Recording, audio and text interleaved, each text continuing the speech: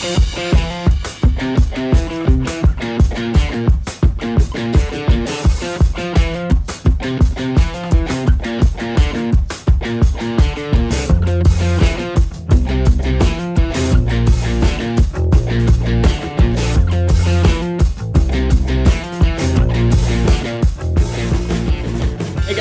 back to this month's episode of the Bee Hive. I'm back here again with my friend Trent Dixon, talking about Braves prospects again, talking about the farm.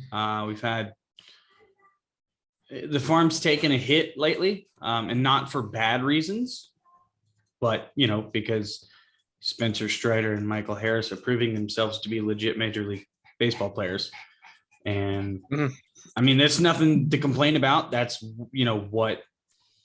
that's the whole point of the farm, is to develop and, find talent. But real quick, I just want to touch on the fact that nobody else saw Harris and Strider the way the Braves saw them. And teams, for Harris to be a third rounder and Strider to be a fourth rounder, I know Tommy John hurt Strider, but my God, I mean, we can kind of touch on what Strider did last night. Yeah, I was there. So yeah, you were. That's right. I saw the picture you posted. Yeah, it was historic. I mean, he set a Braves pitcher. First Braves pitcher to record all of the first nine outs via strikeout. I mean, he set a career high for strikeouts, and it sucks to waste an outing like that and then lose a game. But we won 3 out of 4 in that series. So it's just stupid to even complain about that at this point. And it is baseball too. Sometimes it just happens. I mean, the best teams still lose 50 games, most lose between 60 and 70. So, I mean, there's some heartbreaking ones along the way. We remember the Braves and think the Braves have the worst loss because we watch the Braves, but other teams have them as well. Oh, dude. But you really do hate we've hung some bad ones. And before we get into the process, I saw a note like the Braves it's like 25-8 since the start of June or something like that, or 25-8 since they started the win streak. May not be 27-8. 27-8. Yeah. 7 of the 8 losses have came from by 3 runs or less, and 3 or 4 of them came, by like 1 run. There's only one really bad loss. That was the one to Philly. So and honestly, I didn't consider that. Yeah, I didn't consider that a bad loss because the blowouts are the ones that don't bother me at all. Like, I mean, by the 3rd inning, I was like, okay, well, let's just see if the offense can, go out there and battle a little bit and pad some numbers, and if not, it's on to the next. And then all we did was, what did we go? Yeah, went to Cincinnati right after that and took 2 out of 3 and almost swept that series. Yeah. So it is tough. They've recently, I guess you could say recently, they've started off series really well, and then that last game. Yeah. The last 3 series, they went into the final game with a chance to sweep and had, I would call it, 3 tough losses. You got blown out by Philly. You got walked off in a game that you had the lead in against Cincy. And then last night you lose in extra innings. I mean, in the bottom of the 10th inning, we had Matt Olson on third base with less than 2 outs. Yeah. Couldn't get him home. So, like you said, it's baseball.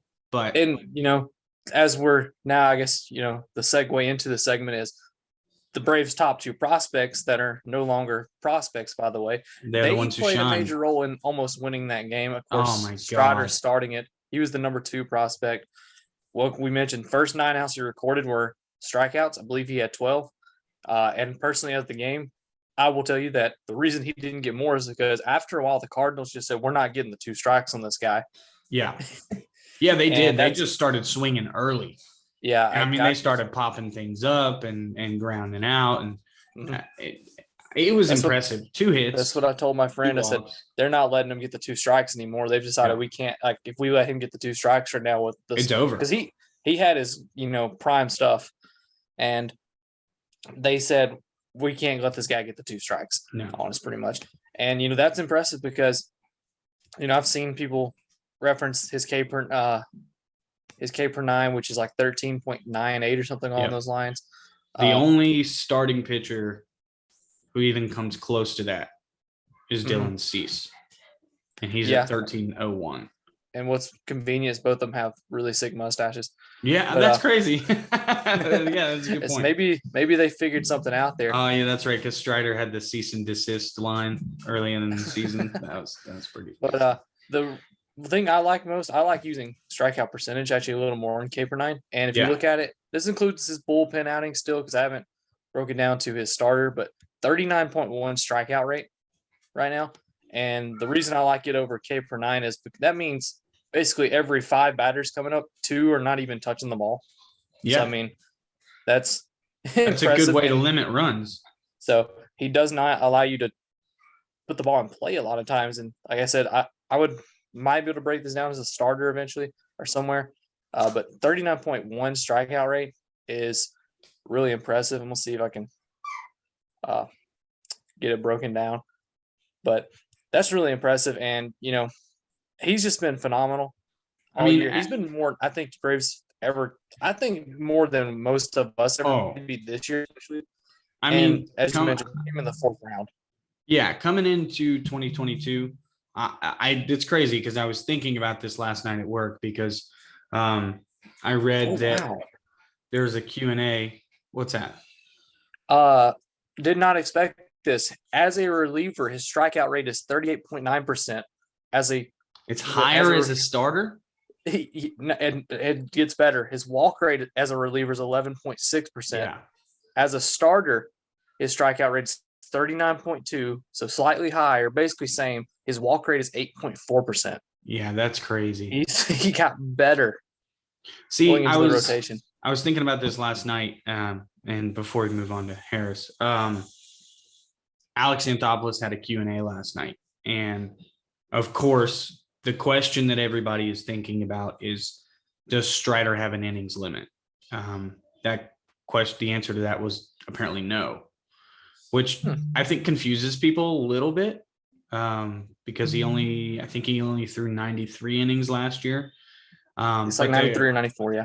Yeah, but they also, and Paul Bird made a point about this, he was also on the taxi squad for the postseason. So while he was on the taxi squad through October, he was also pitching, side sessions, doing whatever, like, how taxi squad guys do. So he was adding a little bit more to that arm there also. So apparently they're not concerned, according to Alex Anthopoulos. And I just thought about that, and I was like, man, like I view, like, just looking at the Braves rotation at this point, like, where would we be without Spencer Strider?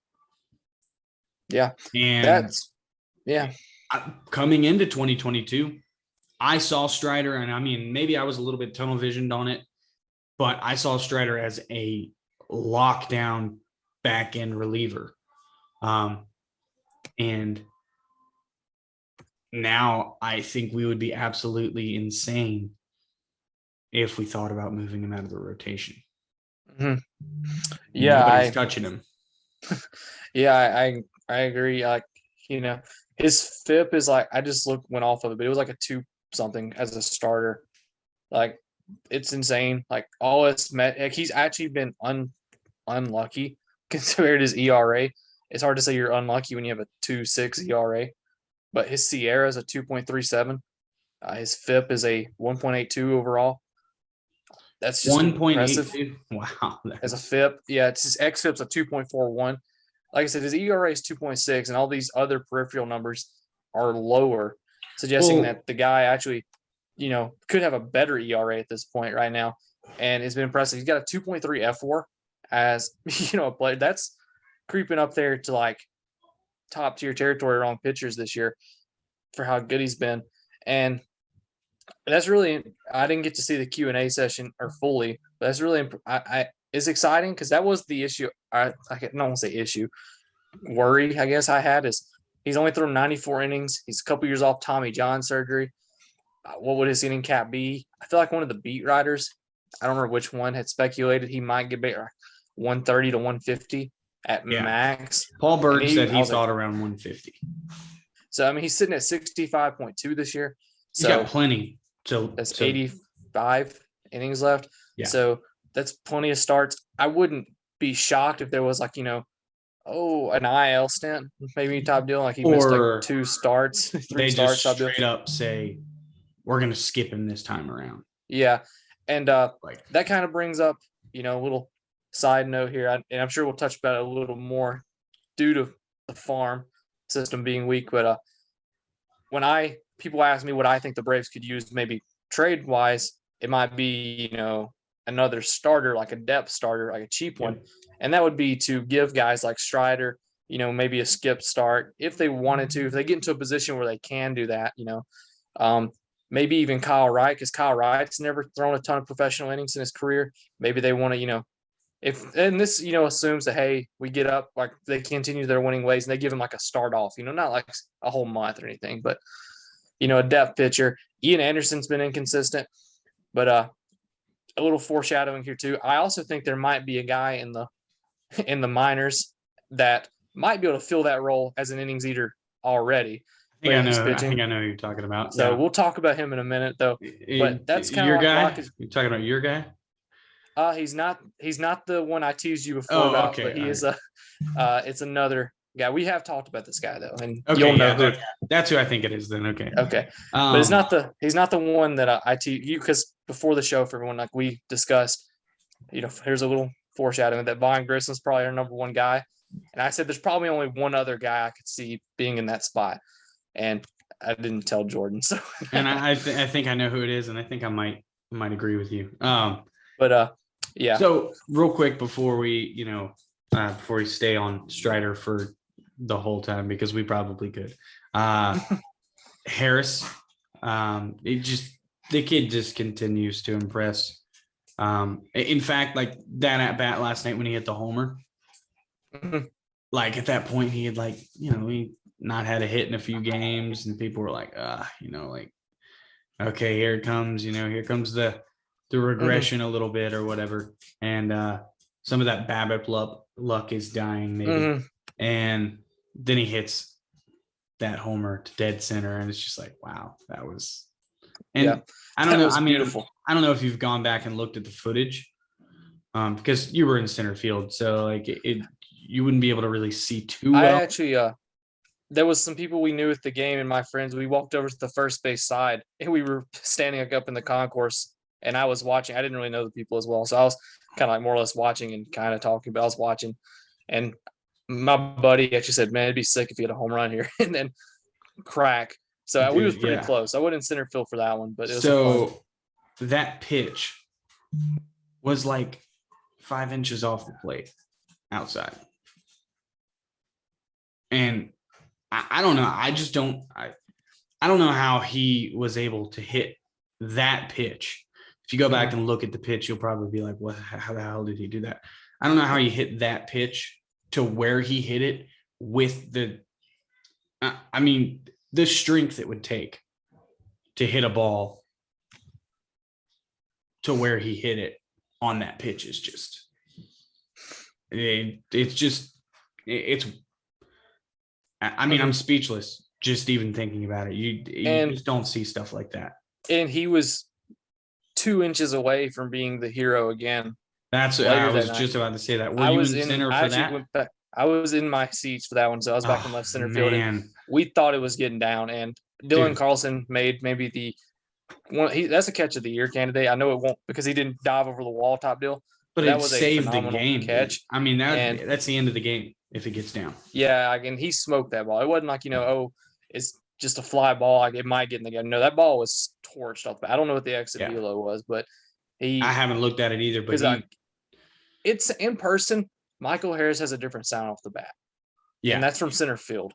So like you could tell when he cracked that ball. We was like, oh my! I thought it had a shot to get out for a second. I mean, it did. It was very close to going out in left center field too. But he's got a different sound of the bat. He's does not scare away from the big moment. Apparently, no, he's done this twice in the last week. Nothing bothers the kid. The Braves have lost both games, unfortunately, but he has not been bothered by. He last out might have been last strike in Cincinnati, and it was Cranks no, it was first pitch. It was first pitch. It was first pitch, yeah. But last out, and it wasn't a cheapie, by the way. In no, Cincy. 425. I mean, and then against Gallegos, who is the Cardinals' second best reliever, probably third best, but a really good reliever in baseball, and straight away center field, and that's just he's got something about him that obviously is not scared. I do think that pitchers are figuring him out a little bit, and that comes with being in there for a month. With his defense, though, we can talk about his defense here in a minute, but it's going to allow his bat to, kind of have those ebbs and flows type deal. Some good news. I mean, looking at his batted ball profile here, he takes the ball to center field, so hits it right up the middle 47% of the time, pulls at 33%, goes oppo 20% pretty much. So he's using the entire field as a kid. The biggest issues are a lot of ground balls, like 55% right now, but he was a ground ball hitter in the minors. And then he is swinging quite a bit. His swing rate is his swing rate's 55.7, which actually isn't horrible, but the outside swing is 41.8%. So he's swinging out of the zone a little bit. He's making contact with it because it's his out of swing contact rate is like 59%. So he does make contact with it. It's not great contact always, but that is the thing. And I think people figured out he will swing right now. And and that's why that's why you're seeing more strikeouts and you're seeing. And there's also the fact that he knows he's going to get more pitches to hit and people are going to challenge him, because even though Ronald's in a slump right now, nobody's going to want to put somebody on for. Yeah. Nobody's going to be like, oh, well, it's just Ronald Acuna. Like, yeah, because everybody he's knows always one at bat away from breaking out. Like, it's like any Trout or Ohtani or Judge. And you think, oh man, this guy's 0 for 20. Yeah, but it can turn to 1 for 21 with a home run real soon. Yeah, and that could lead to a long hot stretch. And you don't want to put somebody on base for when he figures it out. So and I think benefited from getting striked in a way from having money behind him. Yeah, and I mean, hey, whatever, it's working. I wouldn't stop it now. So I think I just think we're extremely blessed to have Michael Harris. It's number one prospect in the system for a reason. And going back to something you said a minute ago before the show, as we started the show, the Braves saw something in him that no one else did because they drafted him in the 3rd round. He was also going to be drafted as a pitcher. Yeah, everybody wanted him as a pitcher. And the Braves saw said, no, we want this guy for his bat and his defense. You got to credit,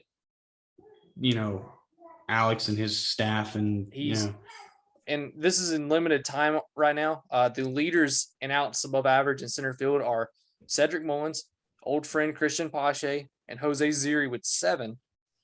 And then right there next in line is Byron Buxton, Miles Straw, and Michael Harris with 6 outs above average. 6 outs above average. He's been playing. He made his debut, May 28th, I believe. May 28th. And he's got 6 compared to all these guys who've been playing all year that have 6 and 7. He's top 3 defensive center fielder. So, and that defense is going to allow his offense to kind of be ebbs and flows right now because he's 21. He's the youngest player in the league, and there's a lot of really good pitchers. Baseball is hard to hit in general. So it wouldn't shock me if he's not the most consistent offensive player, right? If, somebody figures him out. I hope that's not the case, but it wouldn't shock me if he, gets a slump. He's 21, and it happens, I mean, Austin Riley came up, set the world on fire, and then had a stretch where he, people figured him out. Now, for a whole year. Austin Riley couldn't hit for a whole year. And people were worried about Riley, and now Riley's one of the best hitters in the league. Yeah. So, but it shows you how great the Braves have been at developing players, drafting, finding great talent. But I know we wanted to touch on it one more time because it's, they're no longer prospects. Can't really talk about them much on the show anymore after this. But, it's, like I said, that's a good thing, though, because that's what the farm is for. And the international free agency scandal really affected the Braves' ability to develop and, well, I mean, to sign the top guys and then develop guys. Yeah. And then I know a lot of people, like, I've had a few people tell me, well, those 12 guys, the 12 guys that we lost who were granted free agency, people always say, well, none of those guys turned out to be anything. Well, yeah, but they all moved on to different farm systems. None of them stayed in this farm system, which is clearly doing something right, doing something great. And sure, maybe they don't, develop into a star or, whatever, but maybe they become key pieces in a big trade. Yeah, that's true. So people don't think about that type of stuff, and all of that has hindered Alex Anthopoulos in his first 4 years with the Braves. And yeah, I agree. And I'm excited to see how he goes about building the farm. Because he's going to have to rebuild it. Yeah. Yeah, I agree with you about the, losing the 12 guys. They stay here. Those guys could be used in trades. That's what I love prospects. I love minor league baseball. But in my opinion, you need to, if you're a contending team, you need to be moving some of your prospects. Yeah. Because it's most likely most of them are just not going to work out, or they're going to become like just normal average guys. That's the thing people also overthink, is that when somebody labeled, oh, he's a top 5 prospect in the system, well, that doesn't guarantee he's going to be an all-star or a superstar. No.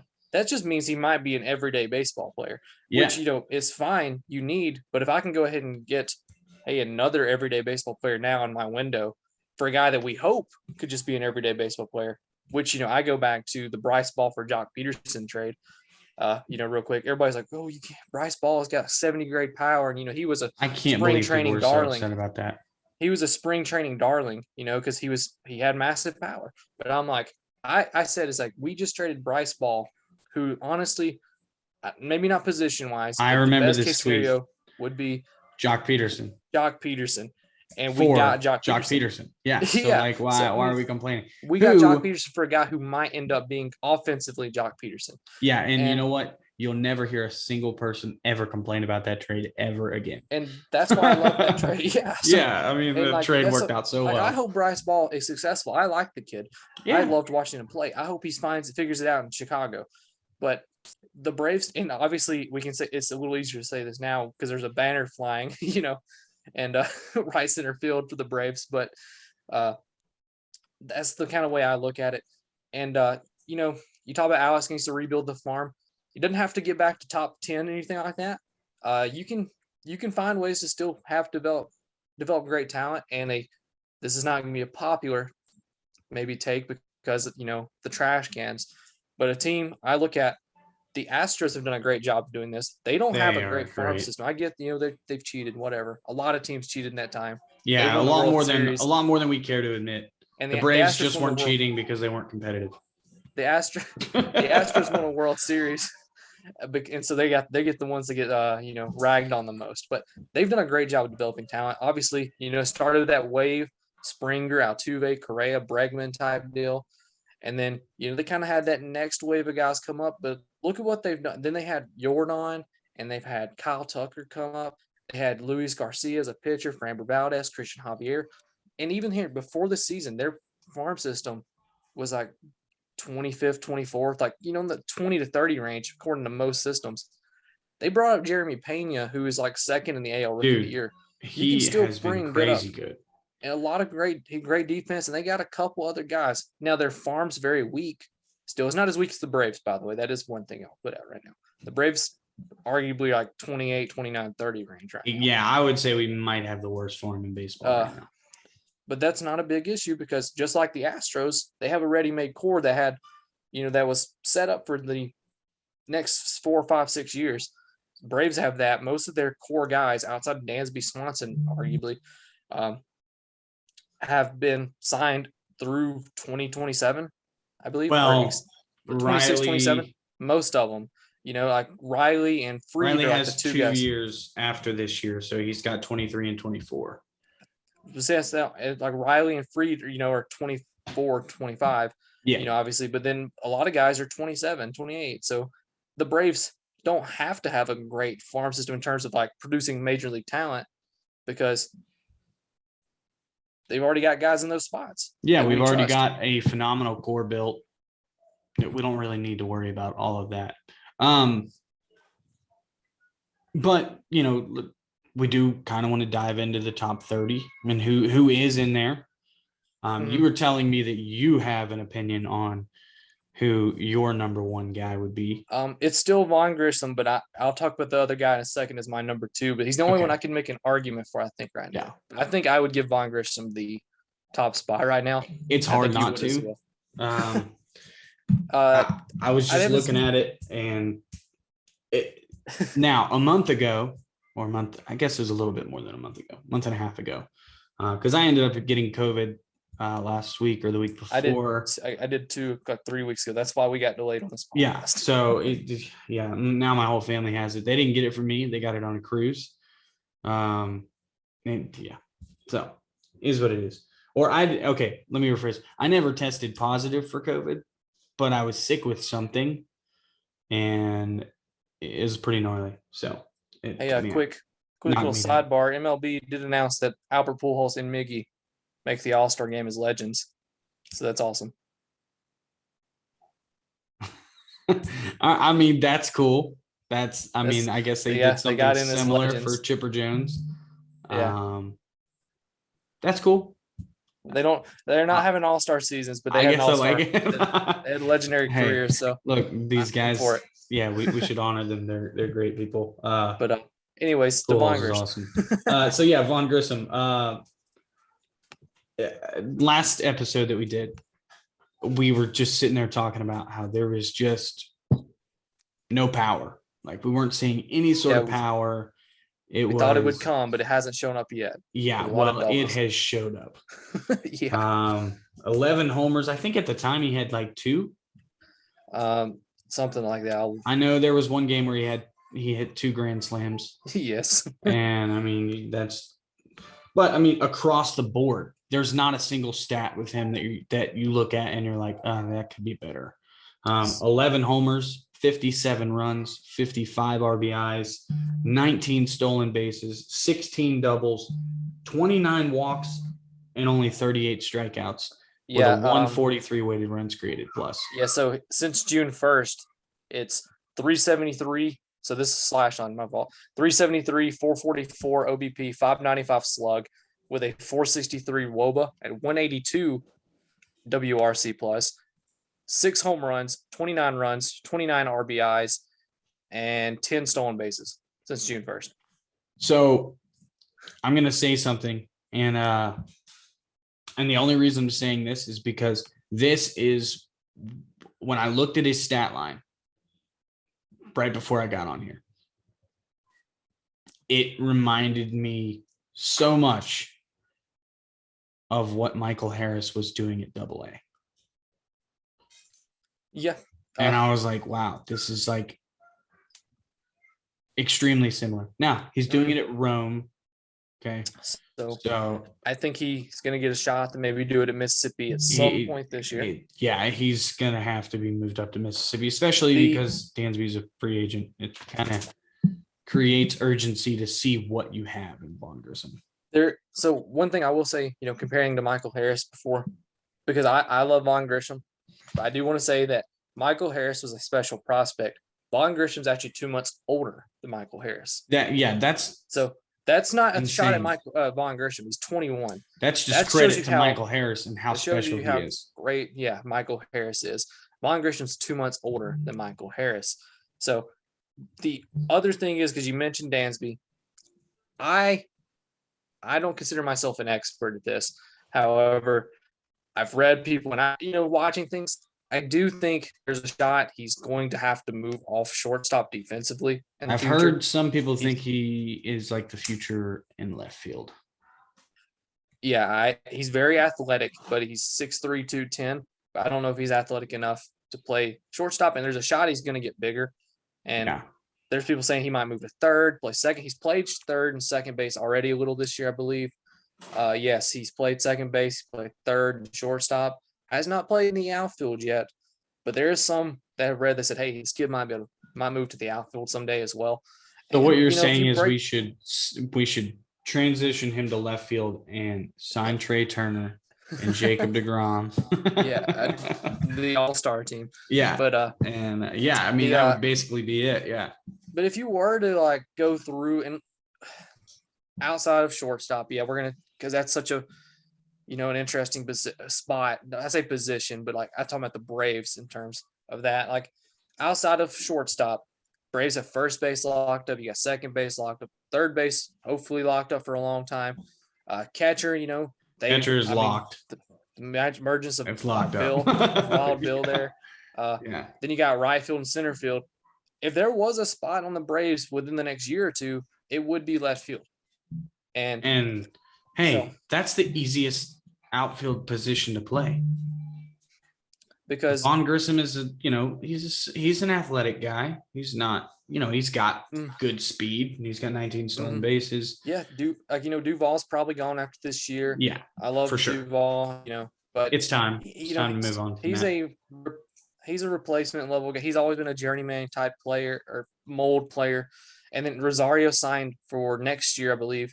And he's got an option for a third year. Option. So, it could very easily become left field, and then that gets you into the end of, if Ozuna can't play left field this year, I don't imagine as he gets older he should play left field. So I'm not even going to bring that up as a left field option.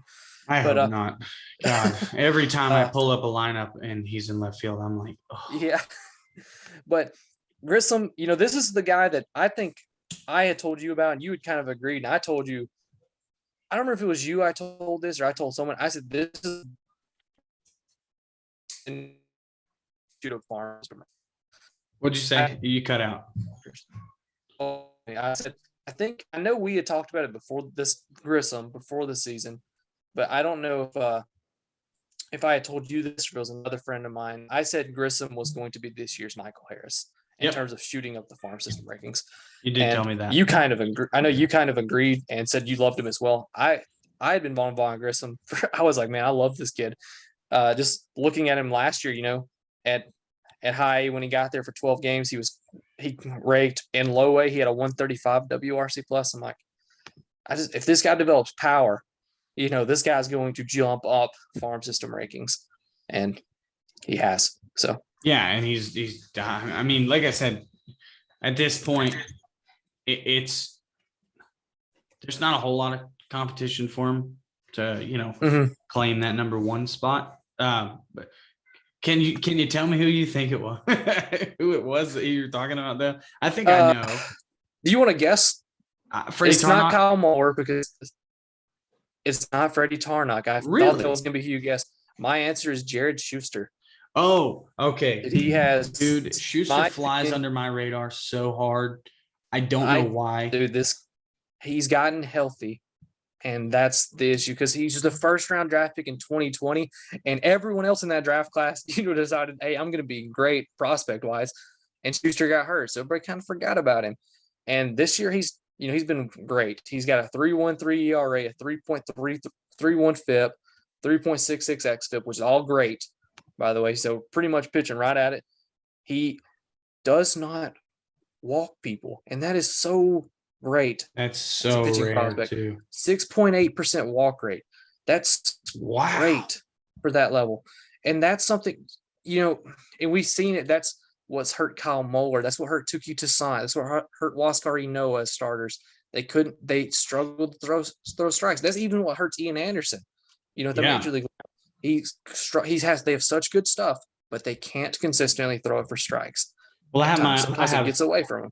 I have my opinions on why Anderson has not developed into a better starter, but yes, walks is a big problem with Ian Anderson. And he's not. It's not like he's just a pitch to contact guy. 27.7% strikeout rate in Double A. It's really good. I'm not saying he's going to be like the top tier strikeout type guy in the majors, but this guy, that people were worried about him. His shoulder, his arm injuries had popped up. In my opinion, he has solved all that. And I think this guy, I think it's Vaughn Grissom is one, but you could you wouldn't hear me complain if somebody go, hey, I'm going to put Jared Schuster at number 1. I wouldn't complain because I think he's a very, very safe prospect now in terms of pitching, as safe as you can be for a pitcher. I think he's a very safe pitching prospect now. He is in Mississippi. Okay, I was going to say he's at AA, right? If he's doing that at AA. I mean, how many innings does he have this year? 77.2. Okay, that's not a small sample size. No, it is not. So then I would kind of expect that at some point, probably pretty soon, they're going to be debating on whether or not they should take him to AAA. I think so as well. Let me look. His last 5 starts, and this includes a outing where he gave up 6 runs. But in his last 5 starts, he has a 3.3 ERA, and that concludes an outing with 6 earned runs. So that means in pretty much every other outing, he was just shut down. Yeah. So I really like Jared Schuster. I think you could argue that he has a shot at number 1. To be honest with you, though, Grissom's 1 for me. And then, I don't know the exact number, 2 through 7, 2 through 8 are all kind of right there. It's just kind of a pile there. Kind of interchangeable. But if somebody were to look at me and say, hey, I really like that Jared Schuster guy, I'd be like, I do too. So this is Jared Schuster. This is going to cut off in a second. I'm going to send you another one. Okay. I don't think we have too much more to discuss, but we should get it in. So let me go ahead and end this Kyle Moore's next, I guess. Yeah. So, I mean, unfortunately, there's not much. There's just not. Freddie Tarnock's up there for me still. Don't get me wrong, but yeah. Well, he's got some. He's pitched well in his last few games. I was going to say, I think I heard he had a few rough starts, but he's been pretty good. So, you brought up Kyle Muller. The control issues just still bother me. To be completely honest, I haven't checked in on Kyle much. It was still there for a while, but yeah, he had a phenomenal June. And so since June, and that was his first start in June, he has a 2.08 ERA. Let me flip this over here. He has a 3.39 FIP. So while little luck involved, but 3.39 is not bad. That's 3.39 FIP is still good. If you give me a 3.39 ERA out of Kyle Moore, I'm taking that. Here's the big thing, because you just mentioned it. Since June 2nd, 6.2% walk rate, 2.08 per 9. And that's been the big thing looking at him. And I go back and look at him, June 2nd. Has there been a delivery change or a mechanical change? I've read there has been one. Like I said, since June 2nd, 7 innings, one walk. June 8th, 6 innings, 3 walks. That was kind of a rough one. 7 innings on June 14th, 7 innings, 0 walks. June 19th, 6.2 innings, 0 walks. And then he had 7 innings, 2 walks. His last outing, he had 5.1. He gave it 3 walks. So that's been his shaky stuff. But he went, 13 innings there without giving up a walk. That's huge for Kyle Moore. What I have read is there was a mechanical issue or mechanical change. The Mike Moroth Rehabilitation Center down there might have figured something out. And what I have read is that his curveball it's good now. It's better than it was. They're saying it's starting to really show up right now in AAA. And, we kind of talked about it earlier. The Braves could maybe use an innings eater type starter. I think this might end up being the guy here. This might be Kyle Moore. I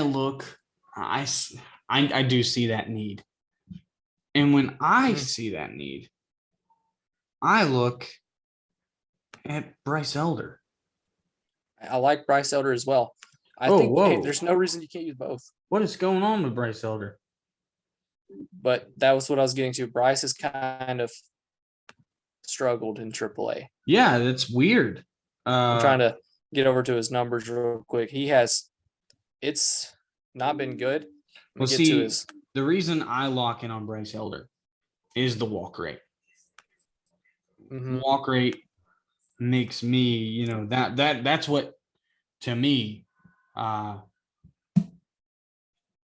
equates to a good starting pitcher, or that's what I look for in my pitching prospects is walk rate. But I mean, you got to have an ERA better than 5.48. Yeah, and it's pretty. It's high. Since June 1st. I like to, just give you an update of kind of what they've done since we last talked. That's what I'm trying to do here for our viewers. Since June 1st, it's a 5.82 ERA with a 5.32 FIP, 7.1% walk rate. So he's kind of fixed the walks a little bit, but he's not striking out anybody anymore. And that's what worries me. It's an 18.6% strikeout rate now over that last month. So the strikeouts have stopped. He's not missing bats. And he's got a batting average against of 282 in the month. So he's hit a wall. Yeah. And that's which is weird because usually the wall is in AA, usually. That's I mean, but like I said, he's a finesse pitcher, so I think he'll probably still figure it out. But those are very encouraging numbers for Kyle Muller because he's a power pitcher. Yeah. Yes. I think I've told you this a few times. I saw Kyle Muller. I got to see Kyle Muller pitch in person one time when he was playing with Danville. He was pitching right here in my hometown in Pulaski against what was at that time the Pulaski Yankees. And it was on July 4th. There ended up being a rain delay, which kind of sucked because Kyle Muller had a no-hitter going in the 5th inning. So the game got rained out. And I think they picked it up later. It was weird. They started the game back at 10:30 at night. Game started at 2:00 in the afternoon. So, obviously Kyle didn't get to go back in, but I got to meet Kyle that day, and he is a towering individual. If you've ever stood next to Kyle Muller, he is a giant. I mean, that everything's there for Kyle Muller. If that walk rate continues, man, he could be a nice little piece for the back end of the rotation. Yeah, and like I said, I think a need for the Braves. The Braves don't really need a ton right now. Knock on wood, nothing happens to change that. Great bullpen. You could always use obviously an extra bullpen arm. You're never going to complain about an extra bullpen arm. Yeah. A great starting rotation. If Max Fried's having a career year, by the way, he's about to surpass his WAR. In July, his career WAR. Kyle Wright been the, arguably I can make a case he's the MVP of the season just because of how his development. He solidified the rotation, and he doesn't have now. He actually kind of does have great numbers, but he may not be who you would vote MVP in race or Cy Young race. But in my opinion, MVP. Charlie Morton has figured it out in June. It seems like. Or starting in June. Spencer Strider, we've already talked about. Ian's the one shaky spot right now. But if you have 4 starters and you can, that's phenomenal. And every team has 4 great starters. Yeah, and a lot of people were banking on, and don't get me wrong, even I was kind of in that camp where I was like, Soroka's coming back. He's coming back. And I still think Soroka will come back. And if he comes back in September, and just, we go to a 6-man rotation through September. Yeah. That's awesome because you can add him, to the roster without having to get rid of anybody. It's like making a trade without making one. Oh God, Jesus Christ. Everybody's going to turn this fucking thing off as soon as they hear that. But you're right though. It is like that. God, I hate that so much, but it's so true. And I think that's what annoys people so much about it is that fuck Chip. I like that. I like that thought, but you just won't shut the fuck up about it. That was great. It was perfect. It was beautiful. So, but yes, it's almost like, in the past, you've had 2 different deadlines, right? You've had the July deadline, and then you've had the waiver deadline on August 1st. Waiver deadline no longer exists. But if we can get Soroka back September 1, I mean, it's almost like making a waiver trade. Right? And I mean, Mike Soroka, like a lot of I've seen people tell me like, yeah, but we don't know what we can expect from Mike Soroka, blah, blah, blah. Yeah, we do. We know exactly what we can expect from Mike Soroka. He's not a power pitcher. He's a finesse pitcher. That's always been his thing. He's a very smart pitcher. So he's not a guy who's just going to go out there and try to be like, all right, I'm going to challenge you. Here you go. Oh, my fastball is no longer hitting 96. It's topping out at 94. That's okay, because I'm going to throw this disgusting changeup that you're not going to put it where I want it. Yeah, and it's going to be exactly where I want it. So I do think that I see Mike Soroka as long as he's able to get healthy and come back, he's still going to be an important piece. And if Mike Soroka has to be our fifth starter. Yeah, that's a pretty good fifth starter if he gets back just halfway what he was. I mean, there is some uncertainty, obviously, coming off, but I do think, I'm not a doctor, but I do believe being a finesse smart pitcher in this situation is a lot better than being a power hitter. So I think, he's a very smart individual. Just listening to him talking about pitching, you can hear that as well. It's crazy. There's a reason this guy got the nickname Maple Maddox. Yeah. So, I mean, that's a pretty hefty nickname to be thrown around there. So, I will say this is one thing. This is a comparison, and I always say that I hate comparisons, and then I make comparisons. So if I ever tell you I hate comparisons, just tell me to shut the fuck up. But this is a comparison that I've come up with Spencer Strider and what he reminds me of at his age and his level of intellect and how well put together he is. And all of these things that he's got going on, it reminds me so much of Mike Soroka. And it's just, I mean, clearly two different pitchers. I mean, Mike Soroka could never dream of throwing a fastball higher than 96 or 97. But, Strider pretty much relies solely on his fastball slider. A little bit of a change, but he doesn't have like 5 pitches like Soroka does. But mentally, Strider reminds me a lot of Soroka.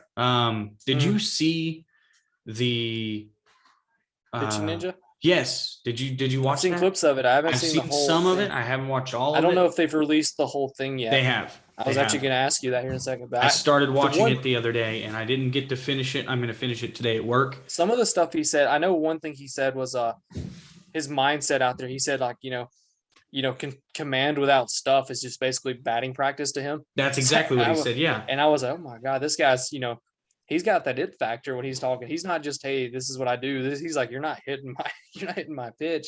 Right. And, I think one of my favorite, me and you both, we were active on Twitter.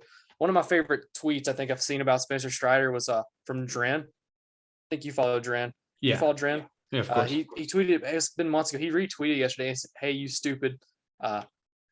Here's a bunch of belt high fastballs. Hit it if you can. That is what it is. I mean, he doesn't like the fastball has no movement to it. So it's not like, one of those, like, I mean, we watched Jordan Hicks last night. I mean, you were in the stands. You just can't see the pitches the same way from the stands that you can on TV. Dude, he had like 5 inches of run on 103. And it's just like, that shouldn't be humanly possible. But he doesn't do it as a starting pitcher the way that Strider does. And, we've seen guys like a Hunter Green. Or is that his name? Hunter Green? Hunter Green, yeah.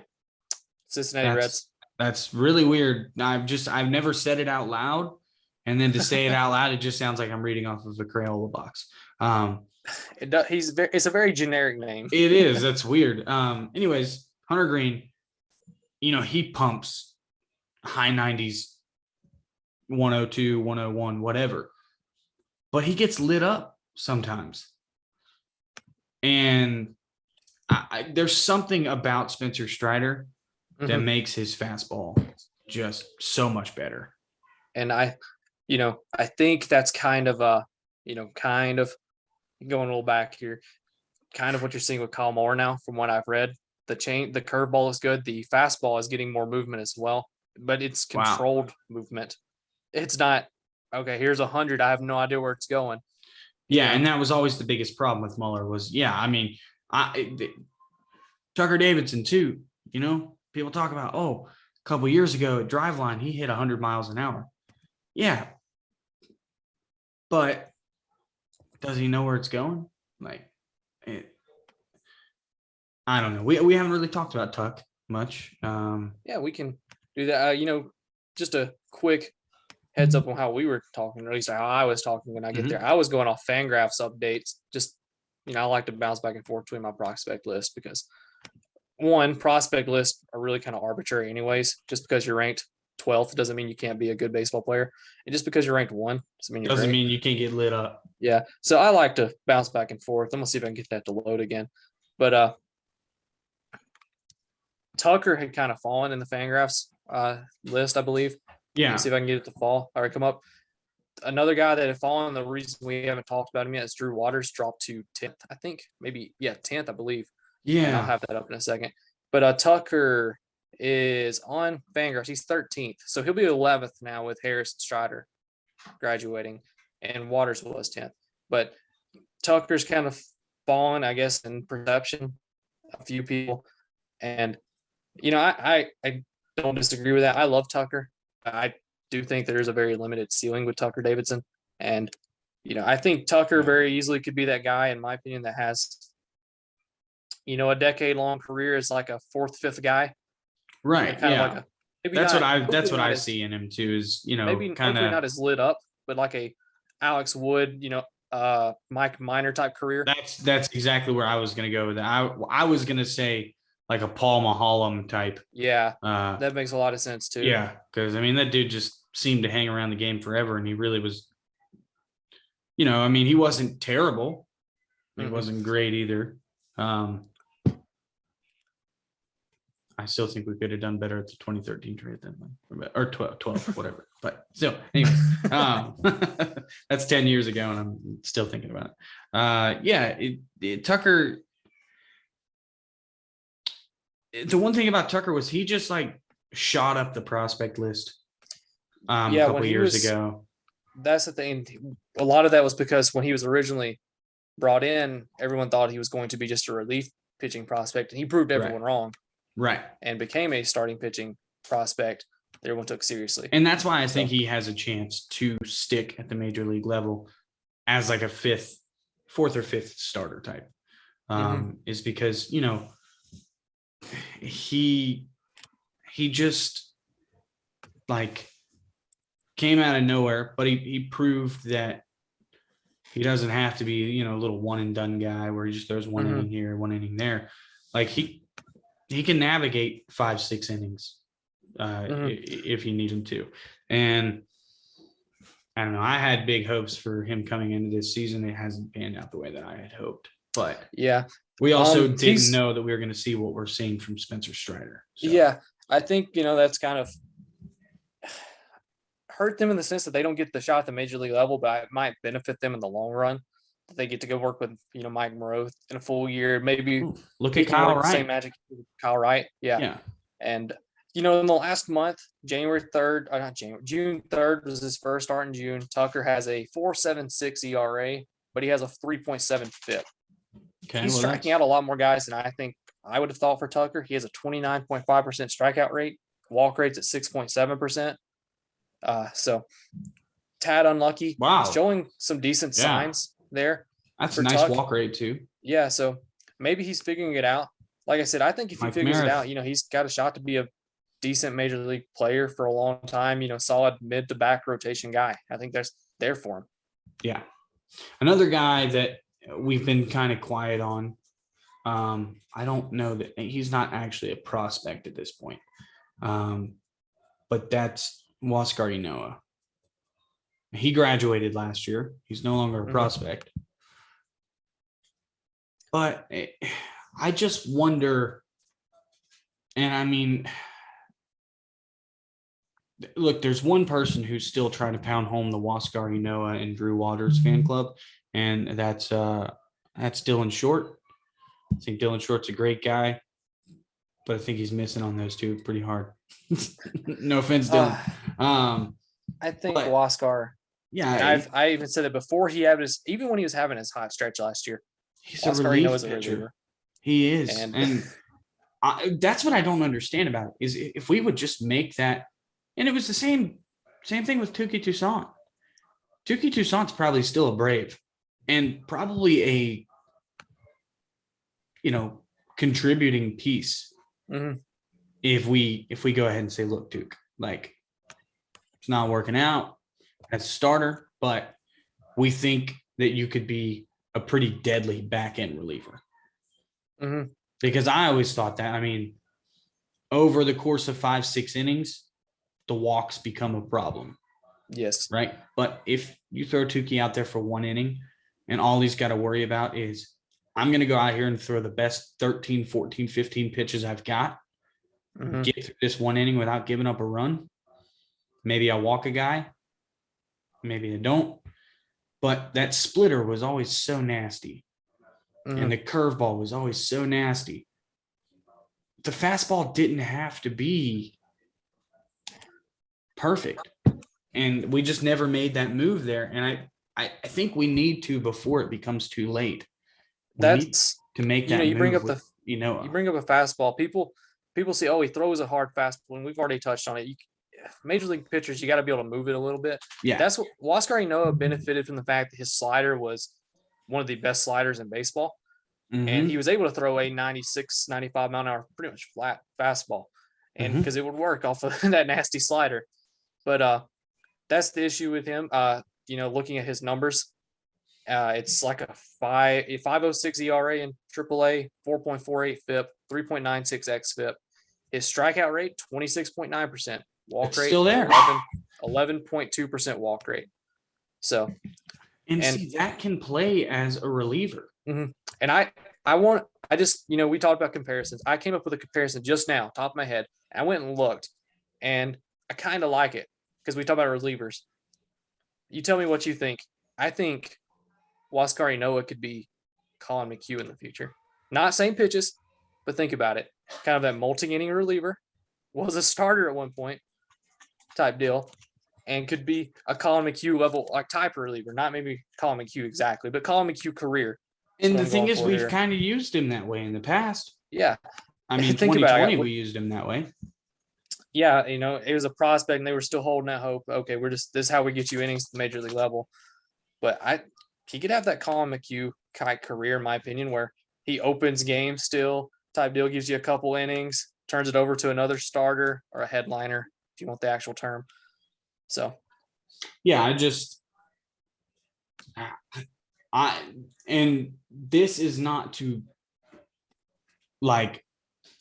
drag Huascar Ynoa. It's because the reason I make this argument is because I see value in Huascar Ynoa, and I see the potential for a pretty good major league career in Huascar Ynoa. I just don't see it as a starting pitcher. I see it as a reliever. Yeah. Or, like you said, a middle innings guy, like a guy who can come in and you say, hey, look, we need 2 or 3 innings covered because our starter, he was able to get through 5 innings or 4 innings or whatever, didn't allow any runs, but he's already up over 100 pitches. We need somebody who can bridge that gap and still provide, some quality innings, not just innings. Like, there's a difference between quality innings and innings. Josh Tomlin provided innings, right? Colin McHugh provides quality innings. Despite what Twitter may say. Yeah. I'm still trusting him. Yeah, dude. I don't know. I'm not going to touch that. I've got some friends who disagree with me there. I still think Colin McHugh is a very good pitcher. He threw 2 innings the other night that were great. Didn't allow any runs, whatever. I do. Yeah, I think that's a decent comp for what Ynoa could do for us. Obviously a different type of pitcher, but yeah. I think that makes some sense.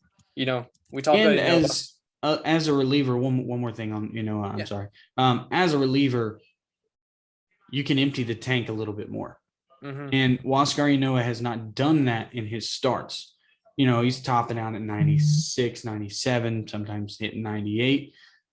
When Ynoa came up, he was touted for having a triple digits fastball.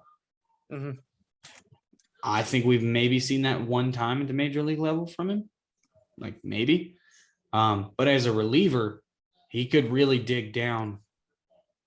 If you only got to throw out one inning every, maybe you're throwing 2 innings a day, or 2 innings, or 2 days in a row, excuse me. And Mm-hmm. then, you're off for a day or two or whatever. You can really dig deeper on that fastball because you're not having to worry about, I got to cover 5-6 innings today. I don't want to tire myself out in the first inning. No, this is my inning today. I'm going to throw everything I got. And I just think that there's so much potential there for Ynoa to be a really good reliever. Mm-hmm. Yeah. And, you mentioned Tukey. Kind of think Tukey could have been that guy. I've been joking that Tukey's going to be an elite closer one day.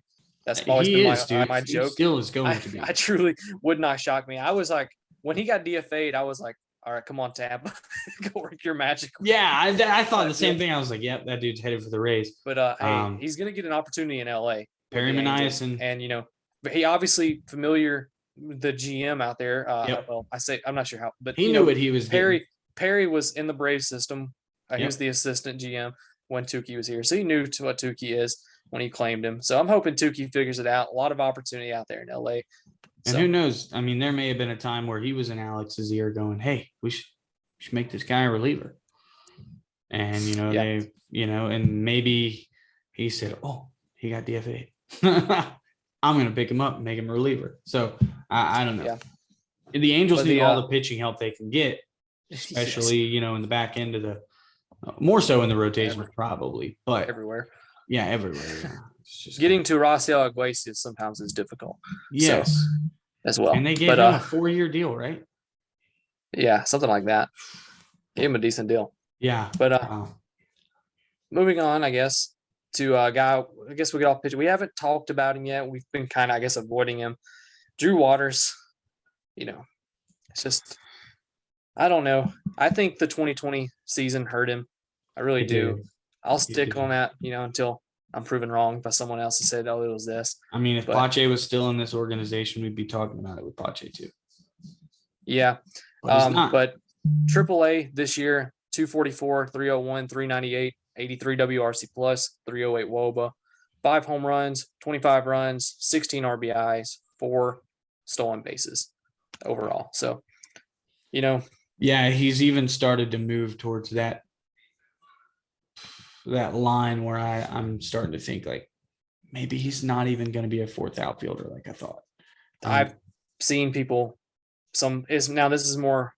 I've seen some dynasty guys. I play a lot of dynasty baseball. I mention that I know all the time, but they've even said they're kind of worried that he might fall in that hole. Since June 1st, 218, 285, 364, 288 WOBA, 70 WRC plus, 21.1% strikeout rate. So that's gone down so much. 9% walk rate, so a little better there. Some encouraging signs there, but just not making good contact. I guess. What's his batting average on balls in play? 253. Oh, so it's not too low to where you can say it's just horrible luck. It's okay. Yeah, 253 is still not good. Yeah, it could definitely bounce up, but I was hoping you'd say like 220, like 160. Yeah, something ridiculous. Yeah, something. Yeah, like Tony Gonsolin's got like a 187 batting average on balls in play. Everybody's like, he should start the All-Star game. No, he probably shouldn't. Let me look here. He's pulling the ball a lot. 50% of his swings are pulled. So I'm wondering if maybe he's trying to force power, there a little bit. This was a guy that was considered maybe a 5-tool prospect. He won the MVP in Double-A in 2019. Now the hit tool has disappeared. He's, like I said, Fangraphs had him at 10, so he's 8 on Fangraphs for the Braves now. By the way, looked it up. Not the perfect science, but like 8 in the Brave system, 7, 8 in the Brave system would be like 24 to 20 to 25 in like the Pirate system, but it's a little unfair. The Pirates have a phenomenal system. Yeah, I was going to say the Pirates and the Orioles are sitting on some gold mines right now. Yeah. But I mean, similar to what we did or what we had in 2018, 2019, right? I mean, 2017, 2018, 2019, we were looking at it going, the future is bright. And and it has been. We might be raising the Jolly Roger here in a few years. I'll be real. Yeah. If everything hits, we've talked about that, privately too. If they can get an owner that cares. Yeah. If they can get, oh man, if they went up for sale, dude, it would be such an attractive purchase for like someone who actually had the money for it.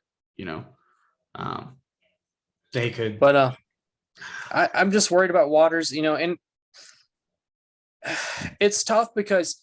So here's how I deal. You're going to know what the Braves think of him, I think, fully by, well, not July 31st, but like August 2nd, because that's when the trade deadline is. If they've said like, and I've told you this, if they think, hey, this guy's, he's not going to happen. And I've told you, I said, maybe he needs to go to another organization, get a new coach, get some new voices in his ear, and see if he can get back to that talent. Then you're going to know that the Braves might include him in a trade, or, maybe it's crazy because 2 years ago in 2020, we didn't want to give up Drew Waters for Lance Lynn. Now I don't know what we could even get for Drew Waters.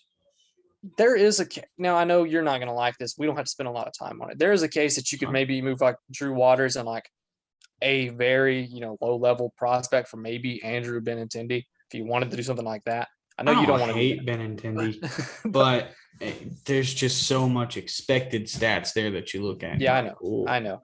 And you got to also, he is playing a lot of AL Central pitching, but but they do have the Indians there. Yeah, that's true. Yeah, really, actually, they got some decent pitching. Lucas Giolito, or I just said the Indians, the Guardians, excuse me. Sorry, there Cleveland, whatever town it is still. Yeah, you're right. The pitching's not, I guess it's not that great. It's not the NL East. No, it's not. But it'd be that kind of thing. And you're kind of hoping, Ian Happ's another popular name. You're kind of hoping that at that point, you're kind of hoping the Cubs still have a high opinion on Drew Waters. They think they can fix him. And hey, they've done great at developing hitting prospects. That's been something like the Braves, they've developed some really good pitching. Yeah, the Cubs have kind of taken some guys who like everybody else had given up on too and turned them into something. Patrick Wisdom, everybody kind of just been like, oh, whatever. He's not great. Yeah, and I mean, I'm not saying they've like kind of all stars figured out how to get the most value out of them. Yeah, but they've gotten value out of these guys, and so that might be a decent spot. But it depends a lot if one, do the Cubs even want to move Ian Happ, and two, do they view Drew Waters highly enough to, or are they looking at Drew Waters and going, That's what I'm saying. Or are they gonna? Or if you were to call him about Ian Happ, they'll say, "Well, we'll take Vaughn Grissom." Yeah, which I wouldn't blame them. Yeah, I wouldn't blame them either. I'd say the same thing. But so that's interesting. But Drew Waters is just falling. Is sad. Yeah, because he's such a nice guy. We don't have to talk about these guys because it's hard to really get numbers on. Well, one, you don't have numbers on, but Spencer Swellenbach was 6 on Fangraphs, so they got him as a top 5 prospect already, and he hasn't played for the organization. That's how much talent they see in him. This is the guy from Nebraska that was like a shortstop. Also, I was gonna say he's a 2A guy. Tommy John. Yeah, but the Braves view him as a starter, and then Diego Benitez, their international guy they signed this offseason. We gave that guy $4 million, right? Something along those lines, and but he's he's viewed as number 5. He's in one of the complex leagues. Fangraphs has an ETA on him of 2027. It's hard to get numbers on those guys, anyways. So that's because he's 17. He's not even 18 yet. So another guy that this is a guy that's kind of jumped up rankings. I don't even know if many people know his name, and this is Geraldo Quintero, and that is the Braves signed him. Let me look, see if I can figure this out. When they signed him, I believe it was back in like 2019. International guy, kind of an under the radar kind of signing. Oh, it was whenever we could afford it. Whenever we could. I think it was like one of those, like, they kind of let me see here. This says, it does not say it here right here, so I'd have to look it up further. But he's a kind of a switch hitting middle infielder that's very, very short. He's like listed at 5'8", 155. He's 20 now. Has a great hit tool, is what they said. They're not sure how much power he'll get. Decent fielder. He plays second, third, short, can play center field. I think his versatility kind of pushed him up. But, kind of thought along those lines. Hitting this future utility guy. Yeah, and he's got to a low A this year, and he's hitting 263, 351, 441, 368 WOBA, 121 WRC plus, and he's hit 6 home runs, which is really shocked some people, I believe. 52 runs, 37 RBIs, 18 stolen bases. Wow. Okay. So and this is in 70 games. Pretty good player. Yeah, and this, he's kind of jumped up this list. He's probably, a back end guy in most systems, to be honest with you. What number is he right now? Say that again. What number is he right now? In the system, he is, I want to say he was 9, and then he was 9, so he's 7. Oh my God. Because they had him pushed up, because obviously, Harrison Strider will graduate. Yeah. So he's 9, in their last update, so he'd be 7. Now, they've ranked him ahead of Drew Waters on this. So Fangraphs did. So that's how much Waters has fallen more. I think it's it's Quintaro, 17.1% strikeout rate, doesn't really strike out, 10.2% walk rate. That's pretty good. Now it's the lower levels in the minors. It's hard to, sometimes you don't get great pitching down there. But he's shown some promise. This is nice. Got to keep an eye on Gerardo Quintero. I don't know if I'm pronouncing that right, but just an interesting name. He's been in the system since 2019, at least recorded stats wise. That's when I'm assuming he was signed. International guy. So just a name to keep an eye on. Man, I keep saying it, but the farm's just really bad right now. It's probably going to be a few years before we have a full picture of what Alex is going to do with the farm. I mean, building a farm is not easy. What the Braves did 2015, 2016, 2017 to rebuild the farm was pretty impressive. A lot of those guys that we acquired via trade, the Sean Newcombs, the Tuki Toussaint's, God, who else was there? Matt Whistler, Aaron Blair, a lot of these guys ended up falling on their face. Yeah. So they had that thing that says sometimes you need 10 pitching prospects to find 2. Yep. And we found motto. One who turned out to be very good. So I will take that trade any day. I'll take one Max Fried if it's going to cost me a Matt Whistler and Aaron Blair, Sean Newcomb, Tuki Toussaint. Just the list is endless. It feels like. Yeah. A guy that you kind of said his name already, but a guy I would love to mention would be Freddie Tarnok. I'm still flying the Freddie Tarnok flag. I like so. I will say, Tarnok a lot.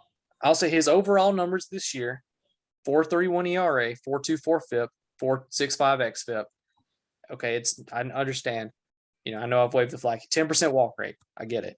He's striking out 27.8% of guys. I get it. I waved the flag. But I'm going to take a victory lap because in his last 4 starts, he has 21 innings pitched, a 1.71 ERA, a 2.68 FIP, with a 37.8 strikeout rate and a 6.1% walk rate. So I think maybe something has clicked. And I'm hoping it has, because that is still my guy. I like Tarnok a lot.